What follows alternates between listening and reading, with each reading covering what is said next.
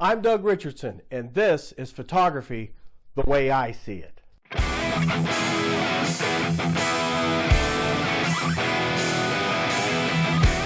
Hey YouTube, welcome back. This is Doug Richardson, and this is another episode of Photography the Way I See It. Glad you joined me again. I haven't been saying it in the last couple videos, but if you would, if you're getting anything out of this, please subscribe, hit the like button. That lets me know that what I'm saying is getting across to some people, and it does show that there's some interest, and it kind of gives me the shove along to make more of these. So if I'm seeing some results, then it gives me a little extra incentive. So thanks for coming back, and today we're going to talk about using a flash. As before, I'm not going to get real in-depth, but try to keep it basic, maybe a little beyond basic. But when you're using a flash on your camera, okay, there's two types basically. You have a dedicated flash and a non-dedicated flash. And what the difference is this: a lot of people will think that if it's a non-dedicated flash, that simply means that it's just someone else's brand and they want you to buy their brand, so they say it's not dedicated. Okay, here's what it means. When you're using a flash on a camera, you're using two different pieces of equipment. You're using a flash and you're using a camera.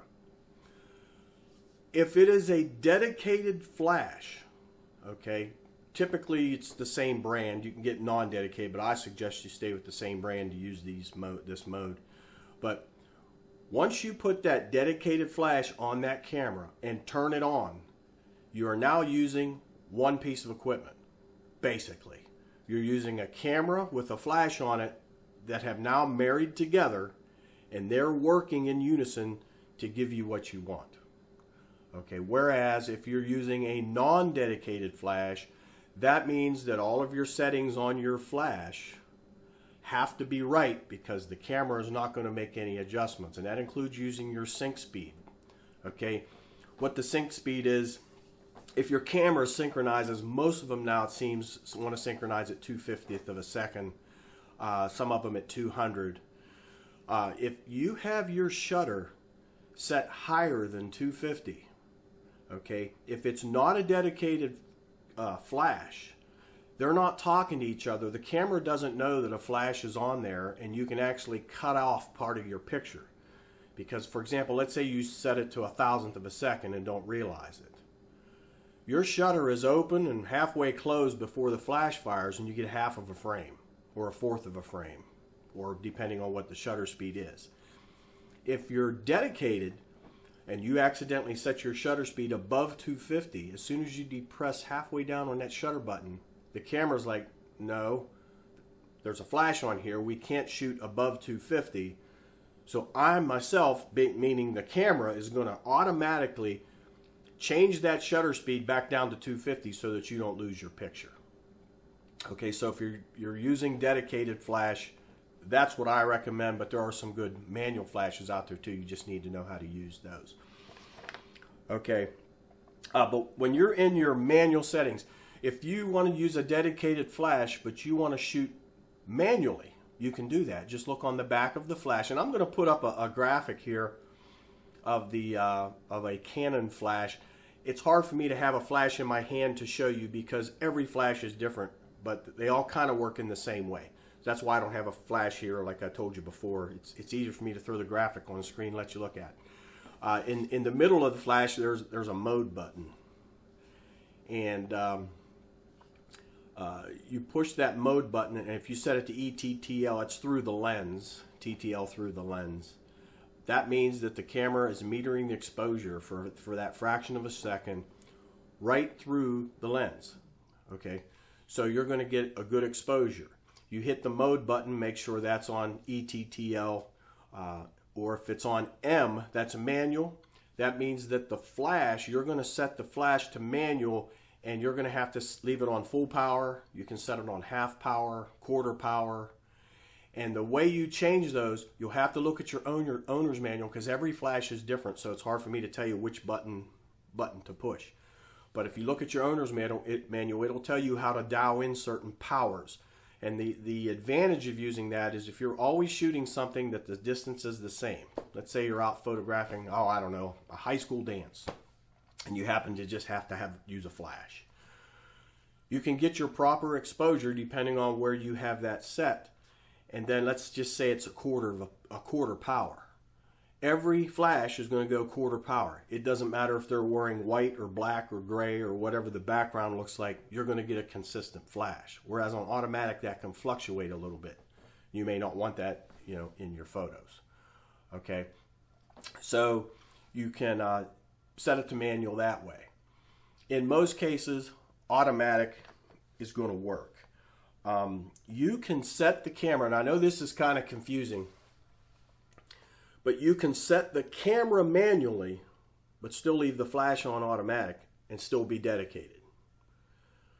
I can set my shutter to 250. I can choose an f-stop. Let's say it's f8. Now on the camera, I'm shooting manually. 250, f8, nothing changes because I set that manual. Okay. The flash I can set to automatic, and basically what that means is I'm telling the flash, okay, I'm on ETTL, so that's through the lens. I have my f-stop set at 8. You make sure that every time you flash, you're giving me an f8 exposure. So the flash is on automatic, but you yourself are on manual. That's how I shot. I never let it all do everything. If you put the camera on program, put the flash on automatic, it will do everything, but you don't know what you're going to get. But that's how that works. Okay, but on the back of that graphic, you push the mode button and then hit those select buttons down there, and it will change from M to TTL to, there might be a couple other modes there, but those are the two basic ones. Okay, but also if you're in automatic, but your pictures in the digital age, you can do this. We couldn't do it in the film days. But look at your pictures, and if your pictures are consistently over or underexposed, there's an exposure compensation on there. And I think the graphic, actually, whoever is shooting in the graphic of the back of the flash, I think it says -3 or +3 or whatever it is. I'm not looking at the picture, but it's probably up there for you. What that means is every picture I take, I want a +3, okay, or a plus a third, I should say, plus a third. That means that I want a third more light than you're normally putting out because these pictures are coming out dark. And you can see that right on the back of the camera. So you can still stay on automatic and have exposure compensation. And again, I'm talking fast. I know you can rewind and check it out. Okay. Another way to use the flash, and this is a very good way, is bounce flash. I'm going to put an image up for this of a baby that I photographed a few years ago. It was Christmas time, and we put the baby by the Christmas tree, and I had the camera vertically, but I had the swivel flash, and I had the flash pointed straight up at the ceiling, so that when the light hit the ceiling, the ceiling, I believe it was a white ceiling, it became a giant softbox that was over top of that child. Okay, so like I told you, I think it was the last episode when we talked about focusing, I locked the focus in on that child and sat there with the flash pointed up, waited for something to happen. And I didn't wait long. As soon as I had the focus locked in and was there waiting, that baby started to reach for that Christmas bulb. And right before she touched the bulb, she looked over at her mother, who was standing behind me, and gave a smile. I did not pose that picture. That's why you always need to be ready when you're photographing children. That is not a posed picture, and the flash, there's one light, and it was a flash picture, and the bounce, it was shot with the bounce off the ceiling. So as long as the ceilings are low enough, okay, I've seen photographers on movies, it's funny because they're outdoors and they're using bounce flash, but there's nothing there. Hopefully it's a low-lying cloud, because there's nothing there for the flash to bounce off of. They're just shooting a flash straight up in the air. It doesn't work that way. So if you got a nice ceiling, or if you want some side lighting and there's a nice light-colored wall over here, you can, if you're shooting vertical and you want to shoot your flash over there and bounce it back in from the side, you can do that too. But bounce photography will give you some really, really good results. That'll give you that softbox effect. Here's something that takes a little bit of practice. When you're outside and you want to use a fill flash, you want to use your flash in that way, which gives you good results too. You've seen photographers use flash and you're like, well, why are they using the flash? They're out in the sun. Or they're in the shade, but there's sun behind them. Okay? The reason they're doing that is they're filling in those harsh raccoon shadows that people get around their eyes, or they might be wearing a hat and they're going to put, you know, like right now there's shade over my eyes, but if there was a flash coming from this direction, it would be filling that in. What you do is you set your camera on 250, which is your shutter sync, take a manual light reading outside. Let's say it's 250. Let's just say it's 250 at f8. Lighting conditions are as such. Okay. Go ahead and take that picture and the flash will fire and fill in all the shadows. Now, if it looks like a flash picture, it shouldn't look like a flash picture when you're outside. All right. If it looks like a flash picture, tone that power down a little bit. Tell it you want a minus 1. That would be a complete stop, less light coming from the flash so that the flash doesn't dominate the picture. It's just as a fill. If it's still too much, make it a -2. Okay, so it's a -2 stops. And see what happens with that. Okay, but that's using your flash outside. That way your background doesn't get all washed out because you're overexposed. The flash, you've taken your light reading so that that doesn't happen. And then you have your flash filling in the shadows and giving you a good exposure that way. Okay. And this is something that a lot of people don't think of now. Using a flash with a telephoto lens, or even if you're using a shorter lens and have a big hood on there. Okay. If you've ever taken a flash picture and the bottom of your picture has an arch in it, looks like a shadow, it is a shadow. Okay. What that is a lot of these cameras that have the flash built into the camera that, you know, you push the button down and it pops up. Okay.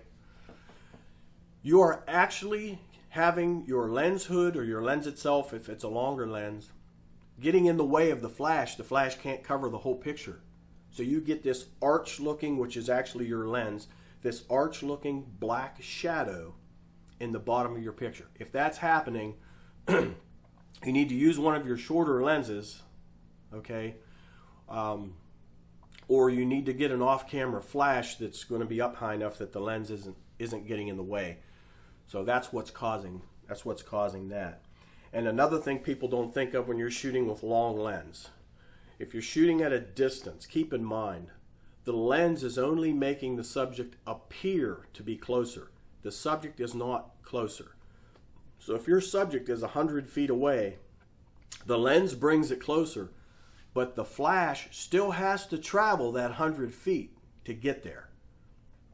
So if you're shooting with longer lenses and your pictures are consistently underexposed, okay, you are probably outshooting your flash, meaning that the distance to your subject is farther than the flash will be effective.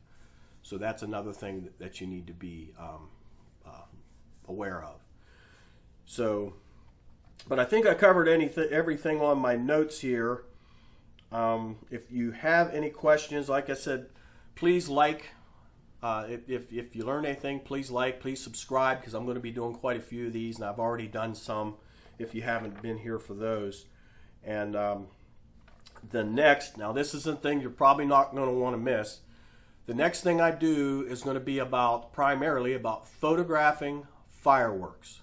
How do I photograph fireworks? When I take the picture, all I get is these little dots. The stream I don't get. Why isn't that happening? We're going to cover that. We're going to cover a little bit on using the bulb setting that we talked about during shutter speeds. And we'll also do a little bit of, I'll try to get some samples for some nighttime photography. So I'll try to dig some of those out. So thank you for coming back today. And we will see you on the next one, and have a great day.